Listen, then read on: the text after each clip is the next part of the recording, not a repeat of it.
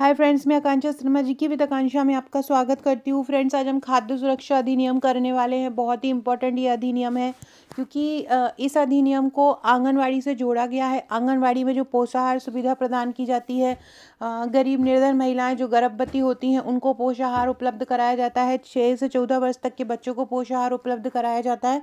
इसलिए ये अधिनियम बहुत ज़्यादा इंपॉर्टेंट है। मतलब जितने भी अधिनियम हैं उनमें सबसे ज़्यादा इंपॉर्टेंट यही अधिनियम है। तो चलिए करते हैं। पहला क्वेश्चन है, खाद्य सुरक्षा अधिनियम 2013 को कब पारित किया गया था? 22 दिसंबर 2011, 26 अगस्त 2013, 2 सितंबर 2013 या 10 सितंबर 2013। खाद्य सुरक्षा अधिनियम पारित कब हुआ था? तो देखो, कोई भी अधिनियम जब लागू होता है तो सबसे पहले उसको लोकसभा में पारित होना पड़ता है, उसके बाद उसको राज्यसभा में जाना पड़ता है, उसके बाद उसको राष्ट्रपति की सहमति मिलती है, फिर ही कोई अधिनियम जो होता है वो कानून बन जाता है। तो देखो, ये अधिनियम जब 2013 से पहले एक बार 2011 में भी लोकसभा में प्रस्तुत किया था। 22 दिसंबर 2011 को ये लोकसभा में गया था, लेकिन उस समय ये लोकसभा में ही इसको अस्वीकृत कर दिया था। लोकसभा में ही ये पारित नहीं हो पाया था। लोकसभा में इसको कैंसिल कर दिया था। फिर उसमें बाद में क्या हुआ, ये फिर गया, फिर दोबारा से ये 26 अगस्त 2013 को, कब गया? 26 अगस्त 2013 को ये फिर लोकसभा में गया, तो लोकसभा में पारित हो गया। तो 26 अगस्त 2013 को ये कहाँ पे पारित हुआ? लोकसभा में पारित हुआ। इसके बाद 2 सितंबर 2013 को ये राज्यसभा में पारित हुआ। 2 सितंबर 2013 को कहाँ पे हुआ? ये राज्यसभा में पारित हुआ। और 10 सितंबर 2013 को राष्ट्रपति प्रणब मुखर्जी ने इसको अनुमति दे दी, स्वीकृति दे दी और ये लागू हो गया। तो ये लागू कब हुआ था? 10 सितंबर 2013। एक और ऑप्शन आता है 5 जुलाई 2013। 5 जुलाई 2013 में अध्यादेश लाया गया था। 5 जुलाई 2013 में ये अध्यादेश लाया था, एक नियम आया था। उसके बाद ये फिर लोकसभा में गया था, राज्यसभा में गया था, राष्ट्रपति में गया था और फिर 10 सितंबर 2013 को ये लागू हो गया था। ठीक है। तो ये अगर आपसे पूछे खाद्य सुरक्षा अधिनियम लोकसभा में कब आया, तो कब आया? 26 अगस्त 2013 को। आपसे पूछे कि राज्यसभा में कब आया? 2 सितंबर 2013 को। आपसे पूछे कि राष्ट्रपति ने कब इसको स्वीकृति प्रदान की? 10 सितंबर 2013 को। ये तीनों फैक्ट याद रखिएगा। इसके अलावा ये भी पूछ सकते हैं कि ये पूरी तरह से भारत में कब लागू हो गया, तो 10 सितंबर 2013 को हो गया। ठीक है। खाद्य सुरक्षा अधिनियम की बात करें तो इसमें 13 अध्याय हैं। कितने अध्याय हैं खाद्य सुरक्षा अधिनियम में? 13 अध्याय हैं और 45 धारा है, ये भी याद रखिएगा। 13 अध्याय हैं और धारा कितनी है? धारा 45 है। जो पहली धारा है उसमें विस्तार और नाम वगैरह हैं और दूसरी धारा में परिभाषा दी गई है। उसके अलावा जो तीसरा जो धारा है और अध्याय 2 है वो खाद्य सुरक्षा के लिए बातें करता है। तो इसका आंसर क्या हो जाएगा? 10 सितंबर 2013 इसका आंसर हो जाएगा।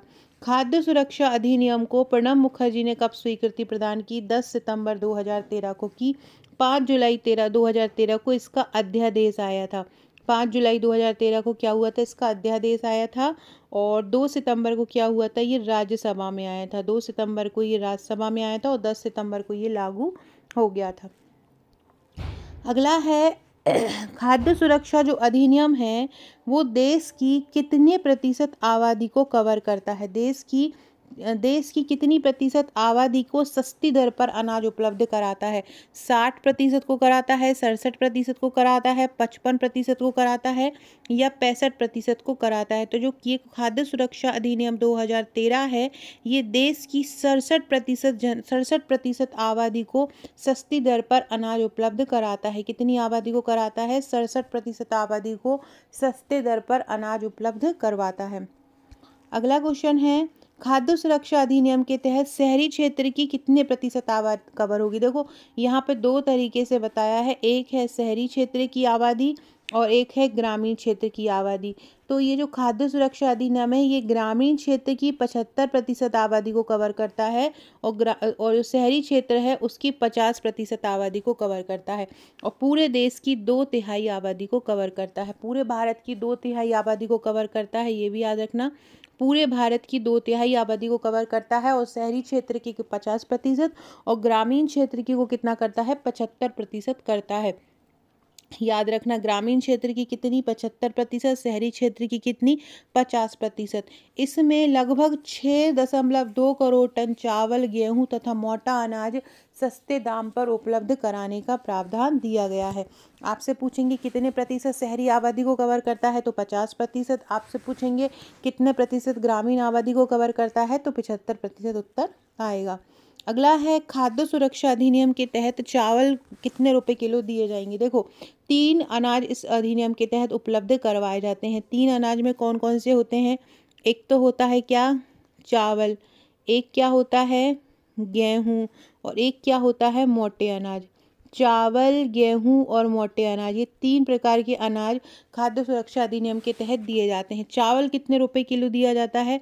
चावल जो होता है 3 रुपये प्रति किलो दिया जाता है। गेहूं कितने रुपए किलो दिया जाता है? 2 रुपये प्रति किलो दिया जाता है। और मोटा अनाज कितने रुपये कितने रुपये प्रति किलो दिया जाता है? 1 रुपये प्रति किलो दिया जाता है। इस अधिनियम के तहत चावल कितने रुपए किलो दिया जाता है? 3 रुपये किलो दिया जाता है। गेहूं कितने रुपए किलो दिया जाता है? 2 रुपये प्रति किलो दिया जाता है।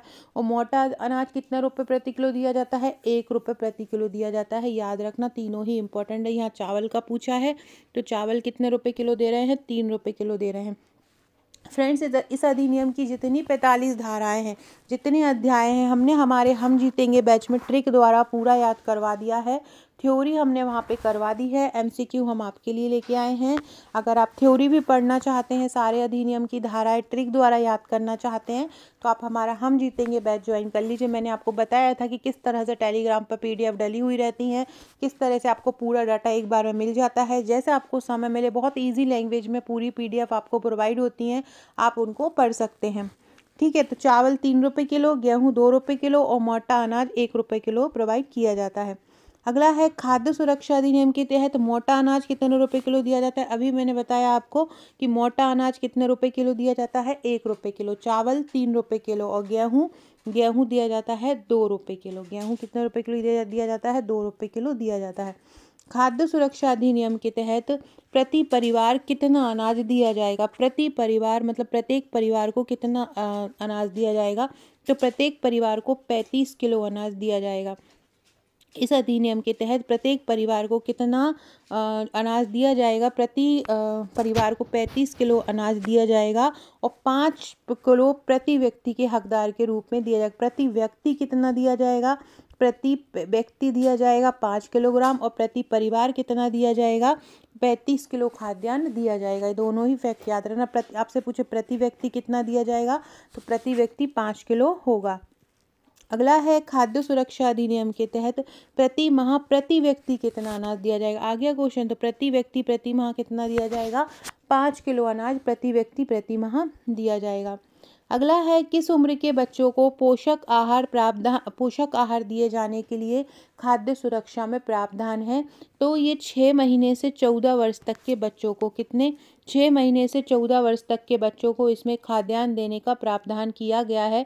और किस धारा में 6 वर्ष से 14 वर्ष तक के बच्चों को खाद्यान्न उपलब्ध करवाया जाता है? तो धारा 4 के अंतर्गत करवाया जाता है। किसके अंतर्गत? धारा 4, सेक्शन 4 में जो बच्चों के लिए बालकों की पोषाहार की बात की गई है, धारा 5 में की गई है। धारा 5 में बालकों के पोषाहार की बात की गई है। धारा 5 में किसके?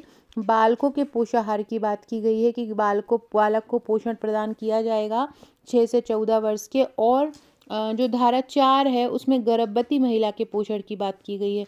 धारा 4 में किसकी की गई है? गर्भवती महिला के पोषण की बात की गई है। और एक है धारा 6, एक धारा 6 है। धारा 6 जो है उसमें कुपोषण वाले बच्चों की बात की गई है।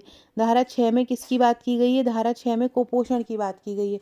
धारा 4 क्या बोलती है? गर्भवती महिला के लिए पोषण। धारा 5 क्या बोलती है? बालकों के लिए पोषण। और धारा 6 क्या बोलती है? कुपोषण के लिए पोषण। एक बार और बता देती हूँ। धारा 4 क्या बताती है? गर्भवती महिला के लिए पोषण। धारा 4 क्या बताती है? गर्भवती महिला के लिए पोषण।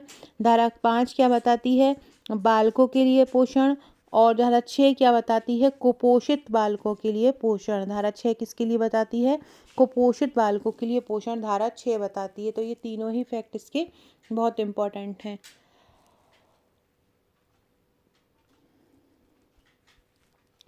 अगला क्वेश्चन है, सतत विकास का कौन सा लक्ष्य खाद्य सुरक्षा अधिनियम प्रावधान की पूर्ति करता है? तो लक्ष्य 2 जो होता है वो खाद्य सुरक्षा अधिनियम प्रावधान की पूर्ति करता है। लक्ष्य 4 में शिक्षा की बात की गई है और जो लक्ष्य 3 है वो स्वास्थ्य की बात करता है।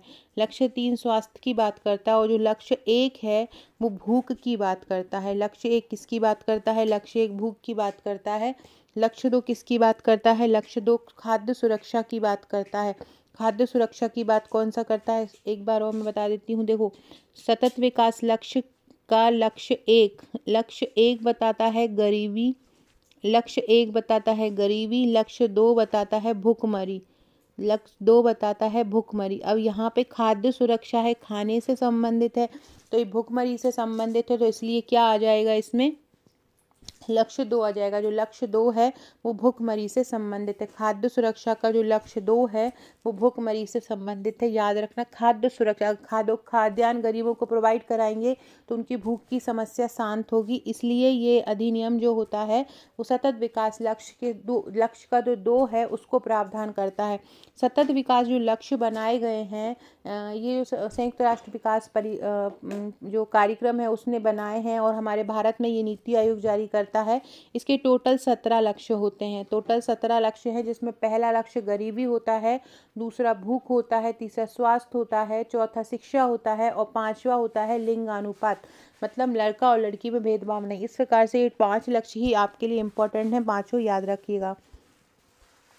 अगला है, सतत विकास लक्ष्य को किस वर्ष तक भूख को भारत से समाप्त करना है? जो सतत विकास लक्ष्य है वह किस वर्ष तक भूख को समाप्त करेगी? तो वो 2030 तक भूख को समाप्त करता है। कब तक? 2030 तक सतत विकास लक्ष्य भूख को भारत से समाप्त करता है।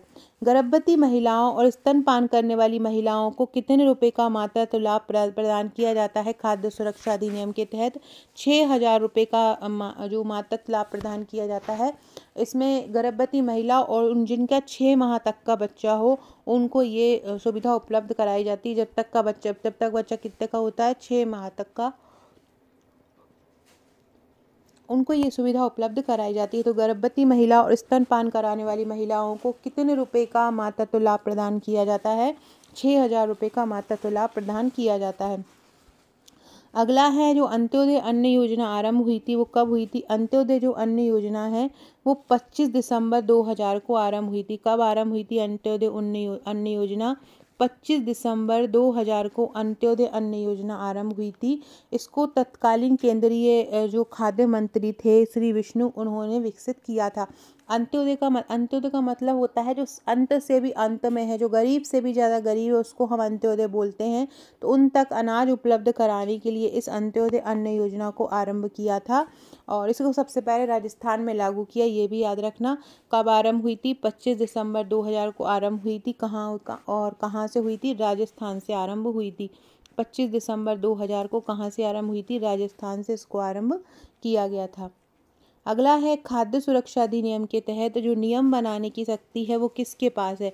खाद्य सुरक्षा अधिनियम के तहत जो नियम बनाने की शक्ति है वो राज्य सरकार के पास है। नियम बना मतलब राज्य के पास भी है और केंद्र के पास भी है। दोनों अपने अपने तरह से अपनी अपनी जगह पे नियम, केंद्र में केंद्र बना सकता है, राज्य में राज्य बना सकता है। अब आपसे पूछे किस धारा में वर्णन है? देखो, राज्यों को नियम बनाने की जो शक्ति है उसका वर्णन है धारा 40 में। धारा 40 में या सेक्शन 40 में है राज्यों को नियम बनाने की शक्ति। और केंद्र को नियम बनाने की शक्ति का वर्णन किस धारा में है? केंद्र को नियम बनाने की शक्ति का वर्णन है धारा 39 में। केंद्र को वर्णन है 39 में और राज्य को वर्णन है धारा 40 में, याद रखना। खाद्य सुरक्षा अधिनियम के तहत केंद्र और राज्य दोनों ही नियम बना सकते हैं। केंद्र बना सकता है धारा 39 के तहत और राज्य बना सकता है धारा 40 के तहत। किस अनुच्छेद के तहत सारे लोगों को भोजन प्राप्त करने का अधिकार है? अनुच्छेद 21 जो है वो पूरे भारत निवासियों को भोजन प्राप्त करने का अधिकार देता है। कोई भी व्यक्ति भूखा नहीं रह सकता, भोजन लेना उसका एक अधिकार है। कौन सा अनुच्छेद प्रदान करता है? अनुच्छेद 21 प्रदान करता है। राष्ट्रीय खाद्य जो प्राधिकरण होता है उसमें कितने सदस्य होते हैं? राष्ट्रीय जो खाद्य प्रसंस्करण आयोग के अंतर्गत बना है ये राष्ट्रीय खाद्य प्राधिकरण 2006-07 में बना था। इसमें कितने सदस्य होते हैं? इसमें 22 सदस्य होते हैं। राष्ट्रीय खाद्य प्राधिकरण में कितने सदस्य होते हैं? 22 सदस्य होते हैं। धारा 38 के अंतर्गत निर्देश देने की शक्ति किसके पास है? तो धारा 38 के अंतर्गत निर्देश देने की शक्ति किसके पास है? केंद्र के पास है। इसके अलावा धारा 38 केंद्र को निर्देश देने की शक्ति प्रदान करती है, और जो केंद्र सरकार को नियम बनाने की शक्ति कौन प्रदान करता है? धारा 39 क्या बनाने की करती है? नियम बनाने की। और धारा 38 क्या करती है? निर्देश देने की। और धारा 40 जो है वो राज्य के नियम बनाने की शक्ति प्रदान करती है। इसके अलावा एक धारा 42 है। धारा 42 कठिनाइयों को दूर करती है। इस अधिनियम के तहत यदि कोई कठिनाइयाँ आती हैं तो कठिनाइयों को दूर करने की शक्ति का वर्णन किस में है? धारा 42 में है। धारा 42 कठिनाइयों को दूर करने की शक्ति प्रदान करती है। राष्ट्रीय खाद्य सुरक्षा अधिनियम जो है वो कहाँ पर लागू है? राष्ट्रीय खाद्य सुरक्षा अधिनियम जो है वो पूरे भारत में लागू है। पूरे भारत में ये लागू है, और इसका विस्तार धारा 1 के तहत है। धारा 1 में इसके विस्तार का वर्णन है कि ये पूरे भारत में लागू है। खाद्य पदार्थ में जो अपमिश्रण आते हैं, खाद्य पदार्थ में जो अपद्रव्य मिलाए जाते हैं, वो किस सूची में आते हैं? वो समवर्ती सूची में आते हैं। खाद्य जो है वो समवर्ती सूची का विषय है, तो ये किस में आएगा? समवर्ती सूची में आएगा। अगला है खाद्य सुरक्षा अधिनियम में ऐसी सामग्री जिसका उपयोग अपमिश्रण के रूप में किया जाता है, वह कौन सा खाद्य कहलाएगा? मतलब जिसमें कोई भी मतलब ओरिजिनल प्रोडक्ट नहीं रहता, उसमें कुछ मिलावटी कर देते हैं, उसको हम अपद्रव्य बोलते हैं। क्या बोलते हैं? अपद्रव्य बोलते हैं। अगला है अधिनियम के तहत प्राथमिक खाद्य पदार्थ में कौन शामिल नहीं होगा? देखो, बागवानी शामिल होगा, पशुपालन शामिल होगा, कृषि शामिल होगा, लेकिन अचार जो है वो प्राथमिक खाद्य पदार्थ में नहीं होगा, बल्कि द्वितीयक खाद्य पदार्थ में होगा। विनिर्माण के तहत इसको प्रसंस्कृत किया जाएगा, इसलिए ये प्राथमिक खाद्य पदार्थ में नहीं आएगा अचार। बाकी बागवानी, पशुपालन और जो कृषि होंगे वो इसमें आ जाएंगे प्राथमिक खाद्य पदार्थ में। इस अधिनियम के तहत कितने अनाज की ज़रूरत पड़ेगी? अभी मैंने ऊपर बताया था, इस अधिनियम के तहत 620 लाख टन अनाज की ज़रूरत पड़ेगी, जिसमें चावल, गेहूं और मोटे अनाज रहेगा। अगला है खाद्य सुरक्षा अधिनियम के तहत अपराधों पर विचारण करने की समय सीमा कितनी है? मतलब कितने समय में अपराधों पर विचारण कर सकते हैं? अपराधों पर विचारण 1 वर्ष की समय सीमा है। कितने वर्ष की समय सीमा है? खाद्य सुरक्षा अधिनियम के तहत कोई अपराध होता है तो उसकी विचारण करने की समय सीमा कितनी है? 1 वर्ष है उस पर विचारण करने की समय सीमा। खाद्य सुरक्षा मानक अधिनियम, देखो अभी हम पढ़ रहे थे खाद्य सुरक्षा अधिनियम, लेकिन यहाँ पे है मानक, मतलब मानक स्तर प्रदान करता है कि कौन सा प्रोडक्ट की क्वालिटी कैसी है, ये सही है या प्रोडक्ट नहीं है। जबकि खाद्य सुरक्षा अधिनियम में हम हर व्यक्ति तक खाद्यान्न उपलब्ध कराते हैं कि कोई भी व्यक्ति भूख से मरे नहीं, किसी भी व्यक्ति तक ऐसा कोई व्यक्ति ना हो जिस पर खाना ना पहुंच पाए। हम खाद्य सुरक्षा अधिनियम में ये बताते हैं, लेकिन एक खाद्य सुरक्षा मानक अधिनियम आया था 2006, वो ये खाद्य पदार्थों की गुणवत्ता को बताता है। तो मानक अगर होगा तो 2006 आएगा, और खाद्य सुरक्षा अधिनियम होगा तो 2013 आएगा। अगला है ये आ गया राष्ट्रीय खाद्य सुरक्षा अधिनियम कब आया? जब सुरक्षा अधिनियम आएगा तो वो 2013 में आएगा। इस सुरक्षा की जगह अगर मानक आ जाता तो ये कब आता? तो ये 2006 में आता। कौन सी धारा हकदारियों के यापन के लिए स्कीमों को बताती है? हकदारियों के आधार मतलब जिनका हक है उन तक ये स्कीमें पहुँचें, ये कौन सी धारा बताती है? धारा 7 बताती है। धारा 7 क्या बताती है? कि हकदारियों, जितने भी लोग हकदारी हैं जो सच में ही गरीब हैं, उन तक स्कीम पहुँचे। हकदारियों के लिए स्कीम की पहुँच को बताती है कौन? धारा 6 धारा 7। धारा 6 क्या बताती है? बालक के कुपोषण का निवारण कैसे किया जाए। बालक का कुपोषण का निवारण कौन बताता है? धारा 6 बताती है। धारा 5 क्या बताती है? बालक को पोषाहार सहायता, बालक को पोषाहार सहायता बताती है धारा 5, जबकि धारा 6 क्या बताती है? कुपोषण के बारे में बताती है। अगला है कौन सा अध्याय खाद्य सुरक्षा भत्ता की बात करता है? अध्याय 3 खाद्य सुरक्षा भत्ता की बात करता है कि कुछ दशाओं में अगर किसी को खाद्यान्न नहीं मिल पाता तो उसको खाद्य सुरक्षा भत्ता भी प्रदान किया जाता है। तो किस धारा में किस अध्याय में बात की है खाद्य सुरक्षा भत्ता की? अध्याय ये है 3 और धारा इसमें है 8। अध्याय 3 और धारा जो 8 है वो खाद्य सुरक्षा भत्ता की बात करता है। कौन सी? अध्याय 3 है और जो धारा कौन सी है? 8 है, जो खाद्य सुरक्षा भत्ता की बात करती। बात करें अगर हम अध्याय 2 की, तो अध्याय 2 जो है वो लोगों को लक्षित सार्वजनिक वितरण प्रणाली को सारे लोगों तक पहुंच के बारे में बताती है। धारा 2 में क्या है? धारा 2 में जो है परिभाषाएं हैं।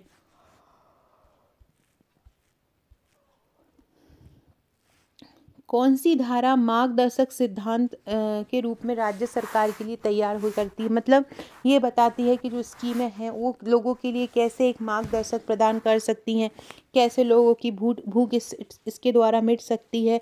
तो जिससे हम पूर्विकता प्राप्त गृहस्थी की पहचान कर सकते हैं। मतलब जो पहले से ही गरीब हैं, गरीबी रेखा से नीचे, हम उनकी पहचान कर सकते हैं। तो जहाँ पर मार्गदर्शक सिद्धांत की बात आ जाए वहाँ पे धारा 10 हो जाती है। धारा 10 क्या बताती है? मार्गदर्शक सिद्धांत। सरकार के लिए ये जो अधिनियम है ये मार्गदर्शक सिद्धांत के तौर पे काम करता है। धारा 7 क्या बताता है? हकदारियों के लिए स्कीम का कार्यान्वयन बताता है। हकदारियों के लिए जो स्कीम है, मतलब जो जिनको ये खाद्यान्न पहुंचना चाहिए, उन पर उनका कार्यान्वयन कैसा होगा, ये धारा 7 बताती है। धारा 8 जो है वो खाद्य सुरक्षा भत्ता की बात बताती है। धारा 8 क्या बताती है कि कुछ दशाओं में यदि लोगों तक खाद्यान्न नहीं पहुंच पाता है तो उन्हें खाद्य सुरक्षा भत्ता दिया जाएगा। और जो धारा 12 है वो क्या बताती है? जो लक्षित सार्वजनिक वितरण प्रणाली है उसमें सुधार बताती है। धारा 12 क्या बताती है? लक्षित सार्वजनिक प्रणाली में सुधार की बात बताती है धारा 12।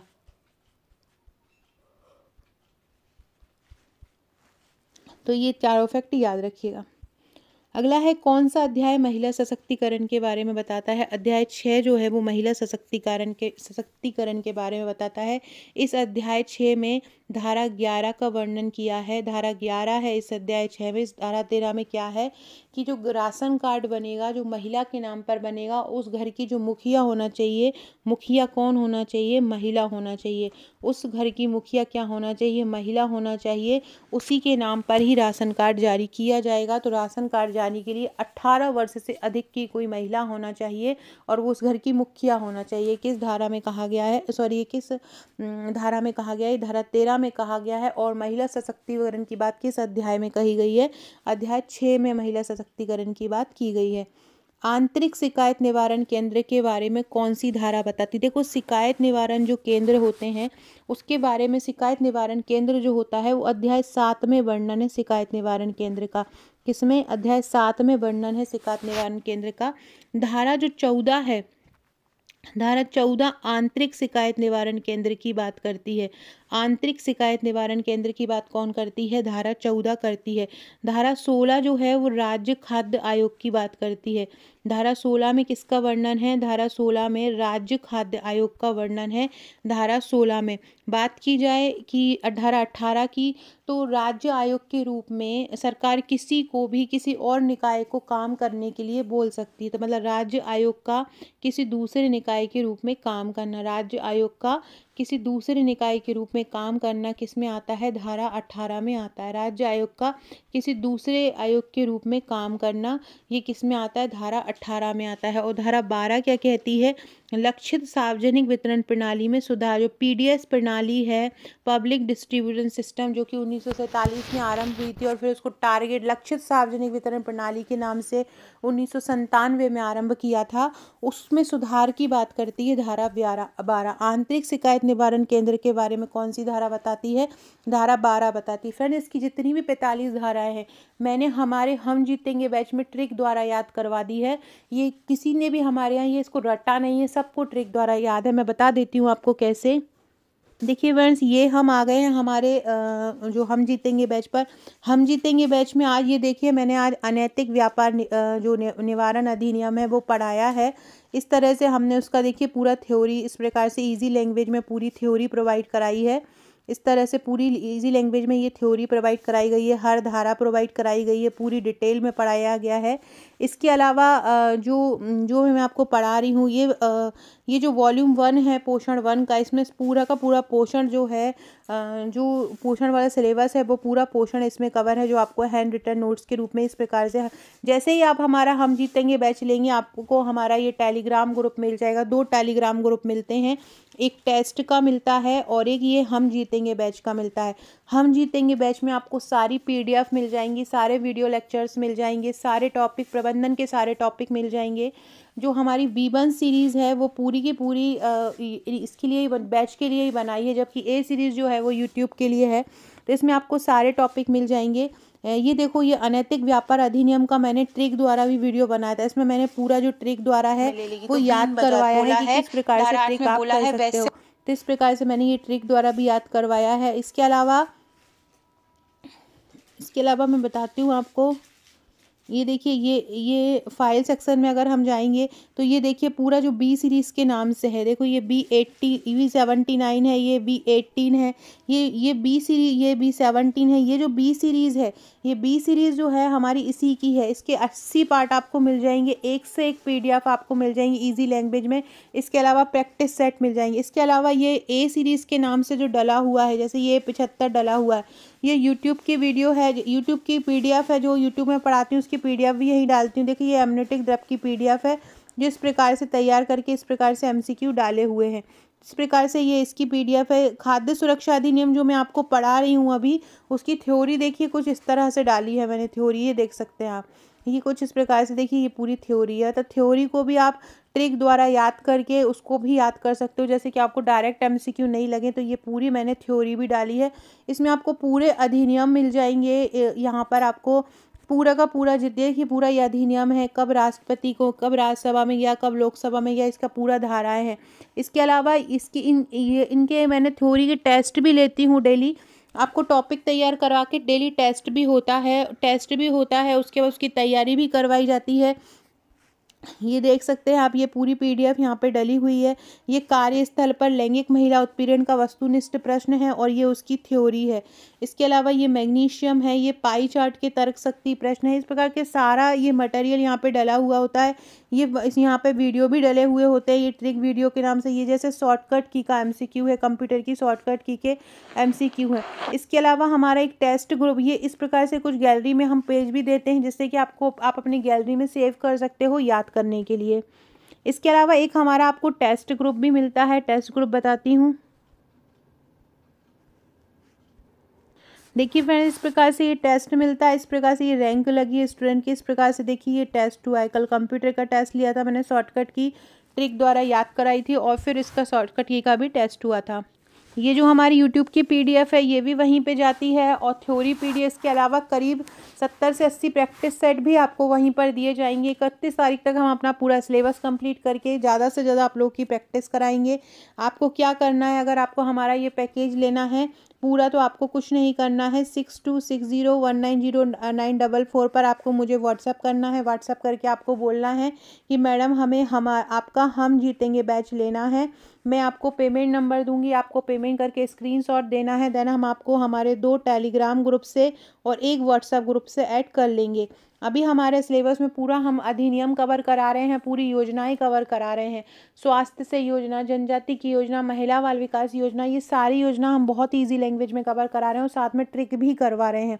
जैसे कि आंतरिक शिकायत निवारण केंद्रीय धारा 14 है, तो हमने इसको ऐसे बताया है कि जो चौधराइन है वो सबके घरों में अंदर जाती है और उनकी शिकायतें सुनती है और उनका शिकायत का निवारण करती है। कौन? चौधराइन।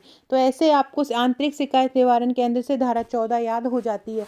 तो इस प्रकार से ट्रिक द्वारा सारे टॉपिक याद करवाए जाते हैं। तो आप जो भी लेना चाहते हैं आप सारे लोग मुझे व्हाट्सअप कर दीजिएगा। धारा 14 में क्या है? आंतरिक शिकायत निवारण केंद्र है। धारा 15 किसकी बात करती है? धारा 15 जिला शिकायत निवारण केंद्र अधिकारी की बात करती है, जो जिले में होते हैं। आंतरिक मतलब जो अंदरूनी स्तर पर होते हैं किसी क्षेत्र में, और जिले में पूरे जिले पे होते हैं। धारा 12 सुधार की बात करती है लक्षित सार्वजनिक वितरण प्रणाली में। अगला है राज्य खाद्य आयोग का वर्णन किस धारा में है? राज्य खाद्य आयोग का वर्णन धारा 16 में किया गया है। किसमें? धारा 16 में राज्य खाद्य आयोग का वर्णन किया है। ये बहुत इंपॉर्टेंट है। धारा 17 में राज्य आयोग के अध्यक्ष सदस्य के वेतन भत्तों का वर्णन। देखो, धारा 16 में राज्य आयोग खाद्य आयोग का वर्णन है, धारा 17 में उसके सदस्यों के वेतन का वर्णन है, और धारा 18 बोलती है कि राज्य जो है ना वो किसी भी आयोग को राज्य खाद्य आयोग के रूप में नामित कर सकती है। ये धारा 18 बोलती है। संयुक्त राज्य खाद्य आयोग का वर्णन किस धारा में है? धारा 10 में है, 19 में है, 21 में है, किस में संयुक्त राज्य खाद्य आयोग का वर्णन है? संयुक्त राज्य खाद्य आयोग का वर्णन है धारा 19 में। किस में है संयुक्त राज्य खाद्य आयोग का वर्णन? तो संयुक्त राज्य खाद्य आयोग का वर्णन धारा 19 में है। धारा 10 में किसकी बात की गई है? जो धारा 10 है वो बात करती है कि मार्गदर्शक सिद्धांत की जो अधिनियम है राज्य सरकार के लिए एक मार्गदर्शक सिद्धांत के रूप में काम करता है। धारा 21 बताती है कि यदि रिक्तियां होती है तो रिक्तियां आदि में राज्य आयोग की कार्यवाही पर कोई प्रभाव नहीं पड़ेगा, ये धारा 21 बताती है। जबकि धारा 22 बहुत इंपॉर्टेंट है, ये बताती है कि यदि राज्य में खाद्यान्न की मात्रा कम है तो केंद्रीय पूल से खाद्यान्न को ले सकती है, केंद्रीय पूल से खाद्यान्न को ले सकती है, राज्य सरकार को आवंटित कर सकती है। केंद्रीय पूल से खाद्यान्न राज्य सरकार को आएगा, ये कौन कहता है? धारा 22 कहती है कि केंद्रीय पूल से खाद्यान्न राज्य सरकार को आवंटित किया जा सकता है। अगला क्वेश्चन है शक्तियां जांच से संबंधित। जांच से संबंधित जो शक्तियां हैं वो किस धारा में है? जांच से संबंधित जो शक्तियां हैं उसका वर्णन धारा 20 में किया गया है। जांच से संबंधित शक्तियों का वर्णन किस में है किया है? धारा 20 में किया गया है। धारा 17 में क्या किया गया है? जो राज्य खाद्य आयोग है उसके सदस्यों के वेतन भत्तों का वर्णन किया है। उसके वेतन भत्ते, उनके कर्मचारियों के सचिव, इन सब का वर्णन धारा 17 में किया है। धारा 22 में क्या किया है कि राज्य जो है वो केंद्र का जो पूल बना हुआ है खाद्यान्न का, तो केंद्र पूल से राज्यों के लिए खाद्यान्न ले सकती है। केंद्र पूल से राज्यों के लिए खाद्यान्न ले सकती है, ये किस धारा में बोला है? धारा 22 में बोला है। और धारा 23 क्या बोलती है? धारा 23 बोलती है कि केंद्र सरकार किन्हीं परिस्थितियों में राज्यों के लिए निधियां उपलब्ध करा सकती है। निधियों का मतलब होता है पैसा, तो केंद्र सरकार राज्यों के लिए क्या कर सकती है? निधियां उपलब्ध करा सकती है। ये किस धारा में कहा है? ये धारा 23 में कहा है। अगला क्वेश्चन है कौन सा अध्याय स्थानीय प्राधिकारी के कर्तव्य बताता है? इनमें से कौन सा ऐसा धारा है, कौन सा ऐसा अध्याय है जो स्थानीय प्राधिकारियों के कर्तव्यों के बारे में बताता है कि किसी भी स्थानीय प्राधिकारी के ये कर्तव्य हो सकते हैं? देखो, जो अध्याय 9 है वो खाद्य सुरक्षा के लिए बाध्यता बताता है। खाद्य सुरक्षा की बाध्यता को बताता है अध्याय 9। अध्याय 9 क्या बताता है? खाद्य सुरक्षा की बाध्यता बताता है। अध्याय जो 11 है वो पारदर्शिता बताता है कि पारदर्शिता से काम करो। और अध्याय जो 10 होता है वो स्थानीय प्राधिकारी की बाध्यताएं बताता है। कौन सा? स्थानीय प्राधिकारी की बाध्यता कौन बताता है? अध्याय 10 बताता है। तो इसका आंसर क्या हो जाएगा? 10। अध्याय 10 स्थानीय अधिकारियों की बाध्यता बताता है। जो अध्याय 9 है वो भी बाध्यता ही बताता है, लेकिन वो खाद्य सुरक्षा के लिए बाध्यता बताता है। और अध्याय 11 बताता है कि जितने भी खाद्य सुरक्षा के कार्य हों वो पारदर्शिता से हों, ये अध्याय 11 बताता है। अगला है पहाड़ी और जनजाति क्षेत्र में खाद्य सुरक्षा के प्रबंध करने की बात किस धारा में की गई है? धारा 30 में की गई है। धारा 30 पहाड़ी और जनजाति क्षेत्र में खाद्य सुरक्षा की बात करता है। कहाँ पे? पहाड़ी और जनजाति क्षेत्र में खाद्यान्न सुविधा, खाद्य सुरक्षा की बात करता है। कौन सी धारा करती है? धारा 30 करती है पहाड़ी और जनजाति क्षेत्र में। धारा 29 क्या करती है? सतर्कता समिति का गठन। धारा 29 क्या करती है? सतर्कता समिति का गठन करती है धारा 29। धारा 31 क्या करती है? धारा 31 करती है कि खाद्यान्न तथा पोषाहार को बढ़ाया जाए। खाद्यान्न तथा पोषाहार को बढ़ाया जाए, ये कौन सी धारा बात करती है? ये धारा 31 बात करती है कि खाद्यान्न और पोषाहार को बढ़ाया जाए। जबकि धारा 32 जो होती है अन्य कल्याणकारी स्कीमों की बात करती है। अन्य कल्याणकारी स्कीमों की बात कौन करती है? धारा 32 करती है। अगला है खाद्य सुरक्षा अधिनियम की किस धारा में पेनाल्टी की बात की गई है? पेनाल्टी की बात धारा 33 में की गई है। पेनाल्टी जिसको हम शास्ति बोलते हैं, पेनाल्टी जिसको हिंदी में शास्ति बोलते हैं, इसकी बात किस धारा में की गई है? 33 में की गई है। जबकि 31 में अन्य कल्याणकारी स्कीमों की बात की गई है।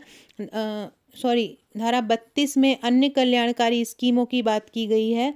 जबकि धारा 31 जो होती है वो पोषाहार और खाद्यान्न को अग्रसर मतलब बढ़ाने की बात करता है। खाद्यान्न और पोषाहार को अग्रसर करने की बात करता है। और जो धारा 34 है वो न्याय निर्णय लेने की शक्ति है। धारा 34 में न्याय निर्णय लेने में सरकार की शक्ति होती है। न्याय निर्णय लेने की शक्ति जो होती है धारा 34 में उसका वर्णन किया गया है। राज्य सरकार की नियम बनाने की शक्ति का वर्णन किसमें है? राज्य सरकार की नियम बनाने की शक्ति का वर्णन धारा 40 में किया गया है। पात्र गृहस्थी की पहचान, पात्र गृहस्थी की पहचान हो कि हाँ इसी गृहस्थी को खाना मिलना चाहिए, ऐसा किस अध्याय में बोला? अध्याय है, धारा नहीं है ये। ऐसा बोला है अध्याय 4 में। अध्याय 4 में धारा 9 और धारा 10 आती हैं। अध्याय 4 में धारा 9 और 10 आती हैं, जिसमें प्रावधान किया गया है कि जो जो गृहस्थी पात्र पर मानी गई है कि हाँ यहाँ बिल्कुल यहाँ पे सचमुच खाद्यान्न की कमी है और यहाँ सचमुच ही बहुत ज़्यादा गरीब लोग हैं, वहाँ तक खाद्यान्न पहुँचाया जाए। इसका ऐसी पात्र गृहस्थी की पहचान धारा 4 में बोली गई है और वर्णन इसका धारा 9 और 10 में किया गया है। अगला क्वेश्चन है, शिकायत निवारण केंद्र का वर्णन किस धारा में है? शिकायत निवारण केंद्र का वर्णन किस अध्याय में है? अध्याय 7 में शिकायत निवारण केंद्र का वर्णन है, जिसके अंतर्गत धारा 14 से धारा 21 तक आती हैं। अध्याय 4 में इसका वर्णन है और धारा 14 में आंतरिक शिकायत निवारण केंद्र की बात की गई है। धारा 14 में किसकी बात की गई है? आंतरिक शिकायत निवारण केंद्र की बात की गई है। और धारा 15 में जिला शिकायत निवारण अधिकारी की बात की गई है। धारा 15 में किसकी बात की गई है? जिला शिकायत निवारण अधिकारी की बात की गई है। और धारा 16 में राज्य खाद्य आयोग की बात की गई है। अगला क्वेश्चन है, कुपोषण के लिए पोषाहार किस धारा में है? कुपोषण के लिए पोषाहार धारा 6 में है। बच्चों के लिए पोषण किस धारा में है? धारा 5 में है। बच्चों के लिए पोषण हकदारियों के यापन के लिए स्कीमों का क्रियान्वयन है। हकदारियों के लिए स्कीमें हो, ये धारा 7 में है। और खाद्य सुरक्षा भत्ता की बात किस में की गई है? धारा 8 में खाद्य सुरक्षा भत्ता की बात की गई है। किसमें? धारा 8 में खाद्य सुरक्षा की बात की गई है।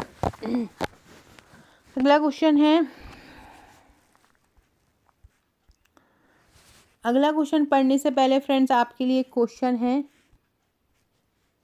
जो गर्भवती महिला होती है, गर्भवती महिला को प्रतिदिन कितना विटामिन B9 चाहिए है? कितना विटामिन B9 चाहिए या फॉलिक अम्ल चाहिए?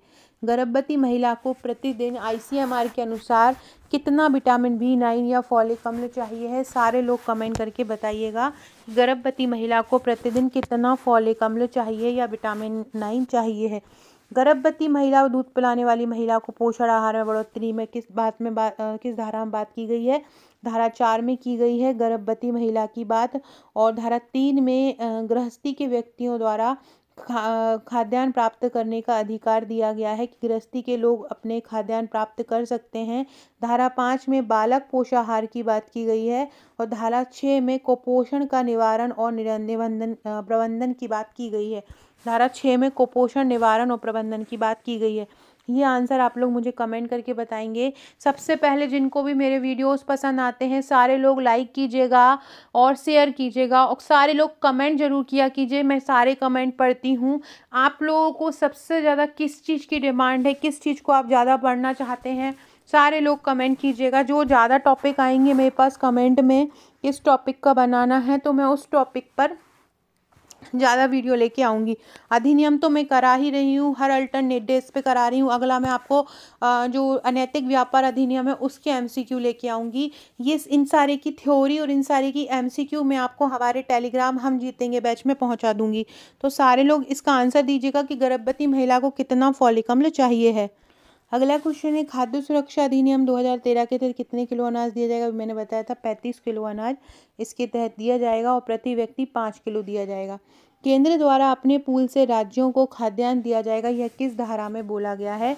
कि केंद्र द्वारा केंद्र जो होंगे अगर मतलब राज्यों के पास नहीं है खाद्यान्न उतना उपलब्ध, तो जो केंद्र होंगे वो अपने में से खाद्यान्न उपलब्ध कराएंगे। किस में बोला है? धारा 22 में बोला है। और धारा 23 में बोला है कि केंद्र कुछ मामलों में अगर खाद्यान्न केंद्र के पास भी नहीं है तो निधियां उपलब्ध कराएगा। निधियां मतलब पैसे उपलब्ध कराएगा राज्य को। तो वो जब खाद्यान्न उपलब्ध कराएगा अपने पूल से तो वो धारा 22 में कराएगा। और धारा 23 में क्या कराएगा? निधियां उपलब्ध कराएगा। धारा 23 में क्या होगा? निधियां उपलब्ध कराएगा। और धारा 22 में क्या करेगा? खाद्यान्न उपलब्ध कराएगा। अगला है केंद्र सरकार के निर्देश देने की शक्ति का वर्णन किस धारा में है। केंद्र सरकार देखो, केंद्र सरकार निर्देश भी देती है और नियम भी बनाती है। सबसे पहले हम 32 की बात करते हैं। तो 32 में मैंने ऊपर ही बताया था कि जो कल्याणकारी स्कीमें हैं वो धारा 32 में है।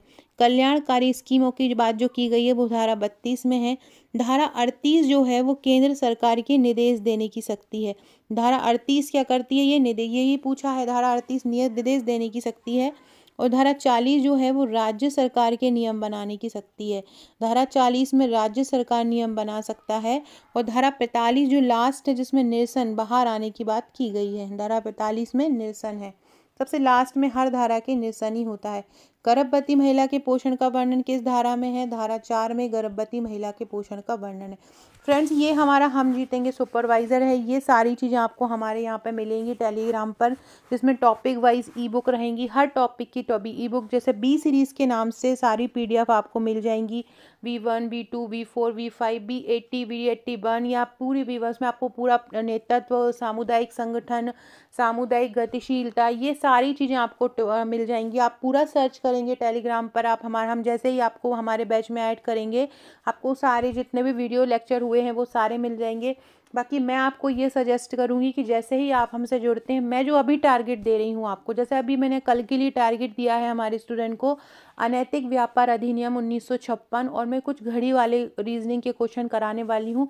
तो उनका कल टेस्ट होगा, मतलब आज रात को टेस्ट होगा। तो जो मैं देती जा रही हूँ वो करते जाओगे तो एक एक टॉपिक जो होगा कंप्लीट होता जाएगा। खुद से करोगे तो एकदम से कंफ्यूज हो जाओगे, और अगर जो मैं देती जाऊँगी वही पढ़ते जाओगे तो आपके सारे टॉपिक जो होते हैं कंप्लीट होते जाएंगे।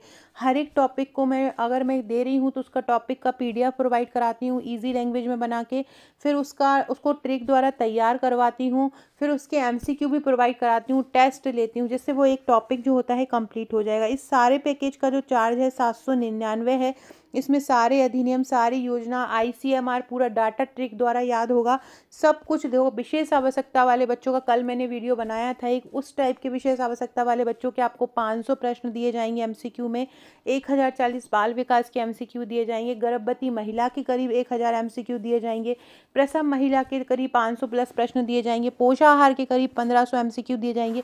इस प्रकार हर टॉपिक से, मानव रोग हो, मानव शरीर हो, सारे टॉपिक से आपको क्वेश्चन कंप्लीट करवाए जाएंगे। थ्योरी के साथ साथ MCQ भी उपलब्ध कराए जाएंगे ताकि एंड टाइम पे आप प्रैक्टिस कर सकें। तो जो भी आप हमारा ये बैच लेना चाहते हैं, रोजाना टेस्ट देना चाहते हैं, हमारे यहाँ रोज टेस्ट होते हैं, आपको टेस्ट भी मिल रहा है, वीडियोस भी मिल रहे हैं, MCQ भी मिल रहे हैं, थ्योरी नोट्स भी मिल रहे हैं, सब कुछ एक जगह पे मिल रहा है। इसमें आपको क्या मिलेगा, 2 टेलीग्राम और एक व्हाट्सएप ग्रुप मिलेगा। आपको मुझे व्हाट्सएप करके बोलना है कि हमें हम जीतेंगे बैच लेना है, हम आपको पेमेंट नंबर देंगे। जैसे ही आपका पेमेंट आएगा हम आपको ये हमारे तीनों ग्रुप से ऐड कर लेंगे। यहाँ पे आपको प्रीवियस ईयर्स के क्वेश्चन भी करवाए जाते हैं, व्हाट्सएप पर प्रैक्टिस भी कराई जाती है, टेलीग्राम पर टेस्ट होता है। तो ये पूरा का पूरा हम जीतेंगे बैच आपके एग्जाम में बिल्कुल रामबाण साबित होने वाला है, क्योंकि मैं वही पढ़ा रही हूँ जो एग्जाम में आना है, ओनली केवल वही जो एग्जाम ओरिएंटेड है। बाल विकास आपको वर्ग 3 वर्ग 2 वाला नहीं पढ़ना है। वंडूरा बिल्कुल मत पढ़ो, बिल्कुल भी काम के नहीं है। बेसिक क्वेश्चन आएंगे वंडूरा के, क्योंकि जो चौथा वाला पार्ट है उसमें गर्भवती महिला, प्रसव अवस्था, विशेष आवश्यकता वाले बच्चे, बाल देखरेख संस्थान, पॉक्सो अधिनियम, बाल श्रम, बाल नीति, एड्स, इनसे भी क्वेश्चन बनते हैं। तो अकेले बाल विकास करने लगे रहोगे तो ये सब आपके पीछे छूट जाएंगे, है ना। तो इसलिए बाल विकास वर्ग 3 वर्ग 2 का मत करो। प्रबंधन में केवल 8 दिन में आपको करा दूंगी। प्रबंधन का विकास वाले टॉपिक से केवल 91 क्वेश्चन आपको दूंगी, वही पढ़ना है, उसके बाहर कुछ भी नहीं जाएगा। तो आप लोग अगर बिल्कुल 100% सिलेक्शन लेना है, आपने कहीं का भी सब्सक्रिप्शन लिया, एक बार हमसे जुड़ के देख लीजिए, हमारी एक बार PDF पढ़ के देख लीजिए। ये इस तरह की जो PDF है इजी लैंग्वेज में बनी बहुत बड़े फॉन्ट का बनाती हूँ मैं, कि ऑनलाइन पढ़ने में भी आप लोगों की आंखें नहीं दुखेंगी। छोटे फॉन्ट में आपको प्रॉब्लम होती है, बड़ा फॉन्ट होगा तो आपको पढ़ने में बहुत आसानी रहेगी, और बहुत पढ़ते में आंखें नहीं दुखेंगी और अच्छा लगेगा पढ़ने में। मैं कलरफुल PDF ही बनाती हूँ। तो जो भी आप लेना चाहते हो, डिस्क्रिप्शन बॉक्स से आपको मेरे व्हाट्सएप टेलीग्राम का लिंक मिल जाएगा, ज्वाइन कर लीजिएगा। 6260190944 ये मेरा व्हाट्सएप नंबर है। अपना हाई करके अपना नंबर भी सेव करा दीजिए। टेलीग्राम ग्रुप की लिंक, इंस्टाग्राम की लिंक, सारी लिंक आपको मेरे डिस्क्रिप्शन बॉक्स में मिल जाएंगी। इसके अलावा अगर आपने अभी तक मेरा इंस्टाग्राम फॉलो नहीं किया है, आकांक्षा 1957, तो इंस्टाग्राम फॉलो कर लीजिएगा। वहाँ भी आपको महत्वपूर्ण अपडेट, महत्वपूर्ण जानकारी मिलती रहेगी आकांक्षा 1957 पर। आकांक्षा 1957 को फॉलो कर लीजिए, वहाँ पे बहुत अच्छे अच्छे एडवांस लेवल के एमसीक्यू आपको मिलेंगे। जो भी ज्वाइन करना चाहते हैं कर लीजिए, कम समय में जितना ज़्यादा प्रैक्टिस कर सकते हैं, मैं प्रैक्टिस करा रही हूँ, जितना ज़्यादा टेस्ट दे सकते हैं टेस्ट दीजिए। इसके अलावा आपको अभी लास्ट में जनवरी लास्ट और फरवरी के स्टार्टिंग में हम सारी मैराथन आपको एमसीक्यू बुकलेट दे देंगे, ई बुक, तो उससे आप रिवीजन कर सकते हैं बैठे बैठे लेटे लेटे। बहुत अच्छी ईजी लैंग्वेज में पूरी एमसीक्यू का एक बंडल भी उपलब्ध करवा देंगे। तो जो लेना चाहता है व्हाट्सअप कर दीजिएगा। खाद्य सुरक्षा अधिनियम की किस धारा में बालक पोषण का वर्णन है? धारा 5 में बालक पोषण का वर्णन है, धारा 4 में गर्भवती पोषण का वर्णन है, धारा 6 में कुपोषण के पोषण का वर्णन है, और जो धारा 7 है वो ये बताती है कि जो कुछ दशाओं में मतलब हकदारियों के लिए स्कीमों का किस प्रकार से कार्यान्वयन होता है। जो हकदारियों की बात बताती है वो धारा 7 बताती है। अगला है खाद्य सुरक्षा अधिनियम के तहत चावल कितने रुपए किलो दिए जाएंगे? चावल 3 रुपए किलो, गेहूं 2 रुपए किलो, और मोटे अनाज कितने रुपए किलो दिए जाएंगे? 1 रुपए किलो दिए जाएंगे। अगला है राष्ट्रीय खाद्य सुरक्षा अधिनियम 2013 क्या प्रदान करता है? सस्ती कीमों पर खाद्य पोषण ऊर्जा अंत्योदय योजना दोनों सही है, तो दोनों ही सही है, दोनों योजना उपलब्ध करवाता है। अगला है अंत्योदय कार्ड किससे संबंधित है? सभी से, गरीबों में सबसे गरीब, गरीबी रेखा से नीचे, उपरोक्त में से कोई नहीं। तो जो अंत्योदय कार्ड होता है वो गरीबी में सबसे जो गरीब होता है वो अंत्योदय कार्ड में होता है, जबकि बीपीएल जो होता है वो गरीबी रेखा से नीचे होता है, जबकि गरीब अंत्योदय कार्ड जो होता है वो गरीबी रेखा से भी गरीब होता है। सार्वजनिक वितरण प्रणाली के अंतर्गत प्रति परिवार प्रति माह कितना रुपए अनाज दिया जाता है? सार्वजनिक वितरण प्रणाली जिसको हम पीडीएस बोलते हैं, इसकी शुरुआत 1947 में हुई थी, और फिर इसका टीडीपीएस नाम से एक आ गया था 1997 में, जिसको हम टारगेट पब्लिक डिस्ट्रीब्यूशन सिस्टम बोलते हैं। किस राज्य में 90% से अधिक राशन की दुकानें सहकारी समितियों द्वारा चलाई जाती हैं? अभी भी सहकारी समिति चलती हैं तमिलनाडु में। तमिलनाडु में अभी भी सहकारी समिति चलती हैं, और यहाँ पे 90% से अधिक राशि सरकारी समितियों द्वारा चलाई जा रही है। फ्रेंड्स, अगर वो लोग मेरे वीडियो देख रहे हैं जिन्होंने हमारा बैच लिया है, तो विशेष आवश्यकता वाले बच्चों के 500 एमसीक्यू पहुँचा है, वो ज़रूर रट ही लो अभी 1-2 दिन में, क्योंकि इधर ही इस 500 एमसीक्यू से आपके डायरेक्ट 8 से 10 प्रश्न बनेंगे सीधे सीधे। इसके अलावा मैंने एक बाल विकास का 1040 दिया है प्रश्न, वो भी कर लो, वहाँ से भी कम से कम 5-6 प्रश्न बनेंगे। ऐसे ही मैं हर टॉपिक के आपको इकट्ठे देने वाली हूँ, जिससे आपको कहीं बाहर कुछ नहीं भटकना है, केवल और केवल हम जो पढ़ा रहे हैं वही पढ़ना है। चाहे गर्भवती महिला हो, चाहे प्रसव हो, चाहे बाल विकास हो, चाहे पोषण हो, चाहे योजना हो, चाहे अधिनियम हो। ऐसे ही ये जितने भी पूरे अधिनियम की एमसीक्यू, ये जितनी भी बिल्कुल एमसीक्यू दिख रहे हैं, इनकी पूरी एमसीक्यू की आपको एक बंच बना के दे दूंगी। करीब 700-800 प्रश्न रहेंगे, तो आप आराम से प्रैक्टिस कर सकते हैं। थ्योरी भी हमारे टेलीग्राम पर डली हुई है, जिससे थ्योरी से नहीं पढ़ता है वो एमसीक्यू पढ़ लो, जिससे एमसीक्यू से नहीं पढ़ता है थ्योरी से पढ़ता है वो थ्योरी से पढ़ लो। सारी दोनों सुविधाएं उपलब्ध हैं। राष्ट्रीय खाद्य सुरक्षा अधिनियम की कौन सी धारा लक्षित सार्वजनिक वितरण प्रणाली के अंतर्गत जनसंख्या के कवरेज को बताती है कि पूरी जनसंख्या को कवरेज करना है, पूरी जनता को कवर करना है? ये कौन सी धारा बताती है? धारा 12 बताती है, धारा 9 बताती है, धारा 14 बताती है, या धारा 20 बताती है? तो खाद्य सुरक्षा अधिनियम की जो धारा 9 है वो बताती है कि लक्षित सार्वजनिक वितरण प्रणाली के अंतर्गत जन समुदाय को लाना है। किसके अंतर्गत? लक्षित सार्वजनिक जो वितरण प्रणाली है उसके अंतर्गत लक्षित समुदाय को लाना है, मतलब जनसंख्या के लोगों को लाना है। जबकि जो धारा 12 है वो क्या बोलती है? धारा 12 बोलती है कि जो हम सुधार कैसे कर सकते हैं, लक्षित सार्वजनिक वितरण प्रणाली जो है उसमें हम सुधार कैसे कर सकते हैं, ये धारा 12 बताती है। धारा 14 क्या बताती है? आंतरिक शिकायत निवारण केंद्र के बारे में धारा 14 बताती है। आंतरिक शिकायत निवारण केंद्र के बारे में धारा 14 बताती है। और जो धारा 20 है वो जांच से संबंधित शक्तियां बताती है। धारा 20 क्या बताती है? जांच से संबंधित जो शक्तियां हैं वो धारा 20 बताती है कि क्या किन शक्तियों का उपयोग होता है जांच में, कौन कौन यूज़ कर सकता है, क्या शक्तियां हैं, ये धारा 20 बताती है। तो इस प्रकार से ये पूरी धारा है। पूरी धाराओं को याद ट्रिक द्वारा कर लेना। जिन्होंने ग्रुप ज्वाइन किया है उनको ट्रिक मिल गई होंगी वीडियो लेक्चर में। वीडियो में मैंने ट्रिक करवाई है टेलीग्राम पर, वीडियो लेक्चर टेलीग्राम पर ही उपलब्ध होते हैं, वहाँ इन सब की ट्रिक डली हुई है सारी धाराओं की। राष्ट्रीय खाद्य सुरक्षा अधिनियम 2013 की कौन सी धारा राज्य खाद्य आयोग से संबंधित है? 16वीं धारा राज्य खाद्य आयोग से संबंधित है। कौन सी 16वीं धारा, जबकि 14वीं धारा किससे है? आंतरिक शिकायत निवारण केंद्र से। मैंने बताया था अभी चौधराइन जो होती है वो घर घर जाकर जो शिकायत कर निवारण करती है। इसके अलावा जो धारा 13 है ये बताती है कि 18 वर्ष से जो अधिक की महिला होगी वही घर का मुखिया होगी और उसी के नाम पर राशन कार्ड बनेगा। धारा 12 जो होती है वो लक्षित सार्वजनिक वितरण प्रणाली में सुधार की बात करती है, धारा 12। अगला है राष्ट्रीय खाद्य सुरक्षा अधिनियम 2013 की जो धारा 25 है वो किससे संबंधित है? धारा 25 स्थानीय प्राधिकारियों द्वारा अपने क्षेत्रों में लक्षित सार्वजनिक वितरण प्रणाली का क्रियान्वयन, मतलब जो अधिकारी हैं वो अपने क्षेत्र में इस प्रणाली का विस्तार करें, इस स्कीम का विस्तार करें, ऐसा धारा 25 में बोला गया। इसको मैंने ट्रिक से याद करवाया है कि जो स्थानीय अधिकारी हैं वो पर्ची बनाएं। क्या बनाए? धारा 25 से क्या हो जाएगा? पर्ची। तो वो पर्ची बनाएं और पर्ची बना बना के उसका वितरण करें। पर्ची बनाएं और पर्ची बना बना के उसका वितरण करें। किसमें कहा गया है? धारा 25 में ये कहा गया है। अगला है राष्ट्रीय खाद्य सुरक्षा अधिनियम 2013 की धारा 30 में क्या प्रावधान है? धारा 30 बोलती है कि दूरस्थ पहाड़ी और आदिवासी क्षेत्रों में रहने वाले लोगों के लिए खाद्य सुरक्षा। न्यायिक निर्णय लेने की शक्ति धारा 20 में है। सतर्कता समिति का गठन धारा 29 में है। सतर्कता समिति का गठन धारा 29 में। धारा 28 में सामाजिक परीक्षा का है। सामाजिक परीक्षा का गठन किसमें है? धारा जो 28 उसमें सामाजिक संपरीक्षा का गठन है। और धारा 30 क्या कहती है? दूरस्थ पहाड़ी आदिवासी क्षेत्रों में लोगों के लिए खाद्य सुरक्षा की बात करती है। राष्ट्रीय खाद्य सुरक्षा अधिनियम की कौन सी धारा 12 किससे संबंधित है? लक्षित सार्वजनिक वितरण प्रणाली में सुधार। धारा 12 सुधार की बात करती है। अगला क्वेश्चन है NFSA की धारा 10 किससे संबंधित है? देखो 10 ये बोलती है, सरकार के लिए एक मार्गदर्शक सिद्धांत प्रदान करती है कि और उन गृहस्थियों की पहचान करती है जो पहले से ही वंचित परिवार हैं, तो प्राथमिकता वाले घरों की पहचान करती है बोल सकते हैं। तो इसका आंसर क्या हो जाएगा? सी हो जाएगा।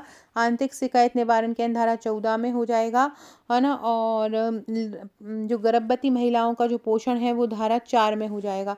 और प्राथमिकता वाले घरों की जो पहचान करना है वो किस में हो जाएगा? प्राथमिकता वाले लोगों की पहचान करना ये हो जाएगा धारा 10 में। धारा 10 में प्राथमिकता वाले जो लोग होंगे उनके लिए पहचान हो जाएगा धारा 10 में। किस में हो जाएगा? धारा 10 में हो जाएगा।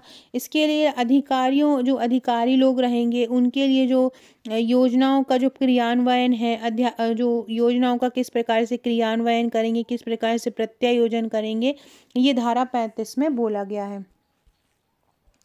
राष्ट्रीय खाद्य सुरक्षा अधिनियम 2013 के भारत में कितनी ग्रामीण आबादी वाले लोगों को सब्सिडी प्रदान करता है? तो 75% ग्रामीण आबादी और 50% शहरी आबादी। 75% ग्रामीण और 50% शहरी आबादी को कवर करता है। राष्ट्रीय खाद्य सुरक्षा शहरी आबादी अभी मैंने बताया, शहरी 50%। किस धारा में कहा गया है कि खाद्य सुरक्षा अधिनियम के लिए राशन कार्ड बनाने के लिए घर का मुखिया महिला होना चाहिए, वो भी 18 वर्ष से ज़्यादा? तो किस धारा में कहा गया है कि घर का मुखिया महिला होना चाहिए? धारा 13 में कहा गया है। धारा 13 में बोला गया है, इसको ऐसे याद कर लो, 13 राशन कार्ड बन गया है क्या? 13 राशन कार्ड बन गया है। तो 13 से याद हो जाएगा राशन कार्ड। राशन कार्ड किसके नाम पर बनेगा? महिला के नाम पर बनेगा, जो वहाँ की मुखिया होगी और 18 वर्ष से ज़्यादा की होगी। किस धारा में कुपोषण के लिए पोषाहार की बात की गई है? धारा 6 में की गई है पोषाहार की बात। सारे लोग कमेंट जरूर करते जाइएगा। अधिनियम के लिए मैं एक प्लेलिस्ट बना दूंगी, मैंने और बहुत सारे अधिनियम के वीडियो बना दिए MCQ में। इसके बाहर एक भी प्रश्न नहीं जाएगा। जितने मैं MCQ करा रही हूँ उसके बाहर एक भी प्रश्न आपका नहीं जाएगा उस अधिनियम से संबंधित। खाद्य सुरक्षा भत्ता की बात किसमें की गई है? धारा 8 में की गई है। धारा 1 में तो उसके विस्तार की बात की गई है, जबकि धारा 7 में हकदारियों के कार्यान्वयन की बात की गई है। और धारा 5 में बालकों के पोषाहार के बारे में बात की गई है, धारा 5 में। अगला है खाद्य सुरक्षा अधिनियम का क्रियान्वयन पारदर्शिता से होगा, ये किस अध्याय में बोला है। मतलब पारदर्शिता से बात की जाएगी, ये किस अध्याय में बोला है, ये अध्याय 11 में बोला है। अध्याय 11 में बोला है कि पारदर्शिता और जवाबदेही से खाद्य सुरक्षा अधिनियम का क्रियान्वयन होगा। अध्याय 11 में धारा 27, 28 और 29 है, जिसमें 28 में सामाजिक संपरीक्षा है कि जो हुआ है उसके बारे में जानकारी दो। इसके अलावा 29 में जो है वो सतर्कता समिति का गठन है। और जो धारा 27 है वो सार्वजनिक वितरण जो प्रणाली है, जो पीडीएस है, उसमें अभिलेखों, जितने भी अभिलेख मिले हैं कि ये गरीबी रेखा का है, ये इसका बीपीएल सर्टिफिकेट मिला है, उन दस्तावेजों का प्रकटीकरण, उन दस्तावेजों को संभाल के रखना ताकि पारदर्शिता से काम हो सके। तो ये धारा 11 में 27, 28, 29 का वर्णन किया गया है। सामाजिक संपरीक्षा का गठन किसमें, अभी मैंने बताया, पारदर्शिता वाला जो चैप्टर है धारा 11 अध्याय 11 जो चैप्टर है, या चैप्टर 11 जो है उसमें धारा 27, 28, 29 है, जिसमें धारा 25 जो सामाजिक संपरीक्षा गठन किसमें है, धारा 28 में है। 25 में तो ये बताया है कि स्थानीय प्राधिकारी अपने क्षेत्रों में ऐसे जो लक्षित सार्वजनिक वितरण प्रणाली है उसका क्रियान्वयन करेंगे जो अधिकारी हैं। और 24 में क्या बोला है, स्कीमों का कार्यान्वयन, खाद्य सुरक्षा की स्कीमों का कार्यान्वयन हो, ये बोला गया है धारा 23 में। और जो धारा 23 है उसमें क्या बोला है कि केंद्र सरकार राज्यों को कुछ मामलों में निधि भी उपलब्ध कराएगी, ये निधि भी उपलब्ध कराएगी, ये किस में बोला है, धारा 23 में बोला है। राज्य सरकार के नियम बनाने की शक्ति, राज्य सरकार की जो नियम बनाने की शक्ति है वो धारा 40 में है। और धारा 39 में केंद्र सरकार के नियम बनाने की शक्ति है। धारा 45 में केंद्र और राज्य सरकार का प्रत्यायोजन है। 35 में प्रत्यायोजन है, मतलब के ऊपर से नीचे तक अधिकार बांटना है। धारा 35 में केंद्र और राज्य सरकार द्वारा अधिकार बांटे जाते हैं। इसके बाद धारा 44 में कोई भी अपरिहार्य घटना, कोई भी अचानक घटना होती है, आपातकालीन स्थिति पड़ जाती है तो कोष का वर्णन है। और जो धारा 24 है वो स्कीमों का कार्यान्वयन की बात करती है। लक्षित सार्वजनिक वितरण प्रणाली के तहत गृहस्थी के लोगों को खाद्यान्न उपलब्ध कराना, गृहस्थी के लोगों को खाद्यान्न उपलब्ध कराना धारा 3 में उपलब्ध है। गृहस्थी के लोगों को खाद्यान्न धारा 3 में। धारा 4 में किसका है, गर्भवती महिला के लिए पोषण आहार है, बालक के लिए पोषण आहार धारा 5 में है। और धारा 6 में किसके लिए है, कुपोषित बच्चों को प्रबंध करना धारा 6 में वर्णन है। खाद्य सुरक्षा अधिनियम का कौन सा अध्याय महिला सशक्तिकरण की बात करता है, धारा 6 जो है वो महिला सशक्तिकरण की बात करता है। जिला शिकायत निवारण अधिकारी की बात किसमें की गई है, जिला शिकायत निवारण अधिकारी की बात धारा 15 में की गई है। और धारा 14 में आंतरिक शिकायत निवारण अधिकारी की बात की गई है। धारा 16 में राज्य खाद्य आयोग का वर्णन किया गया है। और धारा जो 17 है उसमें राज्य खाद्य आयोग के सदस्यों के वेतन भत्तों का वर्णन किया गया है। राष्ट्रीय जो खाद्य सुरक्षा अधिनियम है उसमें टोटल कितने अध्याय हैं, राज्य जो पूरा खाद्य सुरक्षा अधिनियम उसमें कितने अध्याय हैं, कितनी धारा हैं, तो उसमें 13 अध्याय हैं। कितने अध्याय हैं, 13 अध्याय हैं राष्ट्रीय खाद्य सुरक्षा अधिनियम में। राष्ट्रीय खाद्य सुरक्षा अधिनियम में धाराएं कितनी हैं, धाराएं 45 हैं और अध्याय कितने हैं, 13 है। कोई ऐसा लोक सेवक जो राज्य आयोग द्वारा निर्देशित किया गया हो लेकिन इस अधिनियम के तहत वो दंडित पाया जाता है कि उसने बिना लक्षित समूह वाले लोगों को खाद्यान्न उपलब्ध करा दिया, तो उसे कितना जुर्माना दंड देना पड़ता है, उसे 5,000 रुपये का जुर्माना जो है वो दंड में देना पड़ता है। राज्य खाद्य आयोग के सदस्यों का कार्यकाल कितना होता है, 5 वर्ष होता है, 3 वर्ष होता है, 4 वर्ष होता है या 6 वर्ष होता है, तो 5 वर्ष इनका कार्यकाल होता है। राज्य खाद्य आयोग में अध्यक्ष सहित कितने सदस्य होते हैं, 7 सदस्य होते हैं, जिसमें एक अध्यक्ष होता है, 5 जो होते हैं वो सदस्य होते हैं, एक अध्यक्ष होता है और एक जो होता है वो सचिव होता है। एक अध्यक्ष होता है, एक सचिव होता है और 5 सदस्य होते हैं। इस प्रकार टोटल कितने होते हैं, टोटल उसमें 7 सदस्य होते हैं अध्यक्ष सहित। अगला है खाद्य सुरक्षा अधिनियम के तहत गर्भावस्था एवं जन्म के बाद 6 माह के दौरान स्थानीय आंगनवाड़ी के माध्यम से निःशुल्क भोजन एवं पोषाहार प्रदान करने गर्भवती महिला को कितने रुपए का भोजन प्रदान किया जाता है, 6,000 रुपये का भोजन इसके तहत प्रदान किया जाता है। सो फ्रेंड्स, ये था हमारा आज का वीडियो। आशा है आपको पसंद आया होगा। वीडियो अच्छा लगे तो लाइक ज़रूर कर दीजिएगा, शेयर ज़रूर कर दीजिएगा। पूरे अधिनियम में इसी तरह सॉल्व करवा दूंगी, तो सारे लोग वीडियो को ज़रूर देखिएगा। कल जो है मैं पाचन संस्थान से संबंधित क्वेश्चन लेके आऊँगी कल मॉर्निंग में, तो वीडियो ज़रूर देखिएगा। Okay friends, thank you.